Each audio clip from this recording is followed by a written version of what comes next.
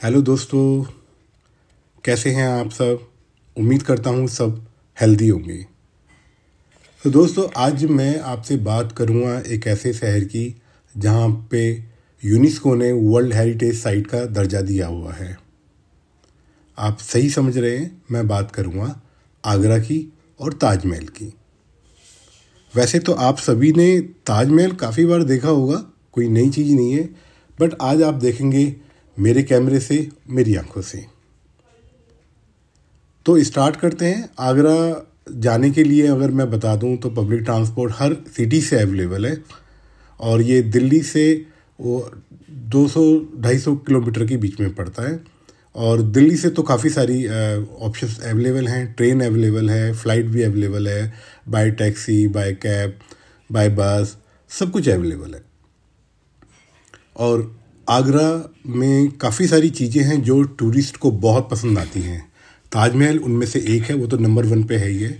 Agra fort हो गया, उसके पास पे आपका भरतपुर में आप भरतपुर भी जा सकते हैं वर्ल्ड सेंचुरी देखने, और उसके बाद बुलंद दरवाज़ा भी आप देख सकते हैं। तो काफ़ी सारी चीज़ें हैं, मकबरे कई सारे हैं, और अगर लिस्ट निकालोगे तो काफ़ी लंबी हो जाएगी। लेकिन जो टूरिस्ट आते हैं वो ताजमहल और आगरा फोर्ट मेन 2 चीज़ देखने के लिए आते हैं। अब यहाँ से हमने पार्किंग में अपनी गाड़ी खड़ी करने के बाद, और यहाँ से ई रिक्शा मिलती हैं ताजमहल जाने के लिए। पार्किंग से ताजमहल की जो दूरी है वो अप्रॉक्स 1 किलोमीटर है, और वो करके भी जाया जा सकता है। बट ठीक है, अगर एक फैसिलिटी है वहाँ, आगरा एडमिनिस्ट्रेशन ने ये नॉन पॉल्यूटेड व्हीकल वहाँ पे चालू किया हुआ है, तो जिसकी वजह से लोगों को आराम रहता है। चलिए, तो ई रिक्शा से हम गेट पे उसने हमें उतार दिया, और अब हम जा रहे हैं अपना एंट्री करने के लिए। थोड़ा सा मैं पहले जब 3-4 साल पहले गया था तब, और अब में थोड़ा सा मुझे डिफरेंस दिखाई दिया। थोड़ी सी क्लीन लगा मुझे एरिया, जो रास्ते थे वो साफ़ सुथरे लगे। प्लस काफ़ी सारी यहाँ पे शॉप्स ओपन हो रही हैं जो बहुत ज़रूरी चीज़ों की हैं, जैसे आपके फूड शॉप हैं, आपका स्वीट्स हैं, कुछ क्लोथ्स हैं, और आपके सोवेनियर हैं ताजमहल से रिलेटेड और आगरा से रिलेटेड। तो ये काफ़ी सारी शॉप्स मुझे देखने को मिली। आप देखेंगे मेरे लेफ़्ट हैंड साइड पे ये शॉप्स दिखाई दे रही हैं। और गेट, ये हम पूर्वी गेट की तरफ से एंट्री करेंगे। आप ये देखें, शायद मेरे लेफ़्ट पे देखेंगे ये कितनी सारी रेस्टोरेंट और फूड शॉप्स ओपन हो गई हैं। ठीक है जी। और अभी एंट्री हम यहाँ आगे से करेंगे, और हमने एंट्री यहाँ पे की और हम पूर्वी गेट में एंटर कर चुके हैं। क्योंकि एंट्री पे कैमरा अलाउड नहीं होता है, तो वो एंट्री करते हुए मैं आपको दिखा नहीं पाया। चलिए आगे चलते हैं। बड़ा ही सुंदर सा है। अब वैसे तो आप लोगों ने काफ़ी देख रखा, कई बार देखा होगा, मैं ये नहीं कह रहा कि आपने नहीं देखा होगा, बट आज जो पर्पस था मेरा आगरा जाने का और ताजमहल देखने का, 2 पर्पज मिक्स थे। एक तो 3-4 साल हो गए, एक बार बनता है देखना, अपने देश का है और जिसका नाम वंडर ऑफ वर्ल्ड में आता हो, राइट। तो आप उसे कितनी भी बार देख सकते हो, कोई प्रॉब्लम नहीं है। किसी भी सुंदर चीज़ को देखने के लिए मन और आंखें कभी भी मना नहीं करती हैं। ये हम पूर्वी दरवाजे पे आ गए हैं, जो बहुत बड़ा सा दरवाज़ा है यार। और इस पे जो लिखा हुआ है वो तो मैं नहीं पढ़ सकता, उर्दू में तो ये नहीं है, मुझे लगता है ये अरबी में लिखा हुआ है। तो मैं देखूंगा कहीं से मुझे इसका अगर ट्रांसलेशन मिल गया कि पूर्वी दरवाजे पे अरबी में क्या लिखा हुआ है, तो मैं ज़रूर आपको अपडेट करूंगा। बट आप यकीन माने, दरवाज़ा इतना बड़ा है। और जो एक चीज़ बड़ी नोटिस की मैंने कि काफ़ी इस बार तो बहुत क्लीन है, हर चीज़ पे इतना ध्यान है। अब मैं किसी सरकार का नाम तो मैं नहीं लूँगा, पहले थोड़ा बहुत कहीं ना कहीं गुंजाइश रहती थी, लेकिन इस बार तो रियली गुड, बहुत क्लीन, एकदम नीट एंड क्लीन, कहीं पे कुछ भी आपको नहीं मिलेगा। अच्छा, 2 चेंज इन्होंने कर दिए हैं। जैसे लास्ट 3-4 साल पहले जब मैं गया था तो एक ही टिकट होता था, मेरे ख्याल से 50-100 रुपये के आसपास का ही था उस टाइम पे। बट आप उसमें कहीं भी घूम सकते थे, बेशक ताजमहल के अंदर जाना है या ताजमहल के बाहर देखना है। इस बार का जो चेंज है वो इन्होंने क्या किया है, 2 टिकट क्रिएट कर दिए हैं। एक है टिकट जो आप ताजमहल की वॉल तक जा सकते हो, आप उसके ऊपर चढ़ नहीं सकते हैं। वो टिकट है आपकी 45 रुपीज़ की। आपको ताजमहल ऊपर जाना नहीं है, आपको बाहर से ही फ़ोटोज़ लेनी है, आपको बाहर ही बैठना है, आपको बाग में बैठना है, गार्डन में बैठना है, वहीं पे आपको फील लेना है, तो 45 की है। आप चाहते हैं कि नहीं हम कवर तक जाएं, हम अंदर तक जाएं, हम चबूतरे पे चढ़ें, तो वो टिकट है आपकी 245 की। तो दो टिकट हैं, वन इज़ 45, 50 बोलो, और या फिर आपका 250 के आसपास टिकट है। मैंने लिया 45 की क्योंकि ताजमहल मैं बहुत बार देख चुका हूँ, तो कोई पॉइंट नहीं है कि मैं अंदर जाऊँ।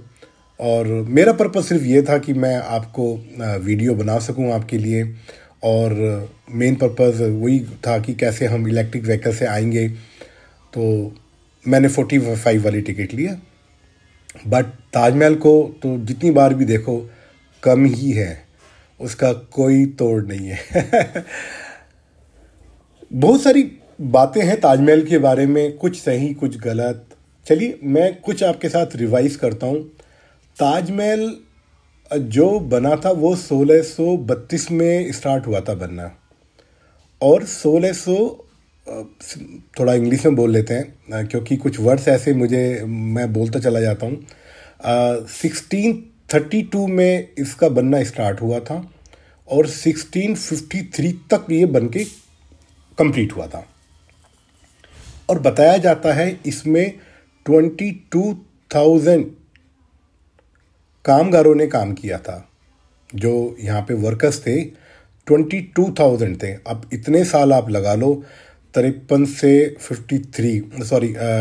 32 से लेके 53, तो 20 साल के आसपास हुआ होगा, 20-22 साल हो गया, और 22,000 वर्कर ने इसमें काम किया है। बहुत बड़ी बात है। अच्छा, एक मिथ ये आता है कि जी उन वर्कर के हाथ काट दिए गए, मतलब हमने भी बचपन में यही सुना था, बट ऐसा नहीं है। हाँ, ये जरूर करा गया था कि उन वर्कर्स को ये बोला गया था कि आप अब भविष्य में कोई काम नहीं करेंगे, कोई इमारत नहीं बनाएंगे, और उनको इतने पैसे दे दिए गए थे कि उन्हें भविष्य में काम करने की ज़रूरत ना पड़े।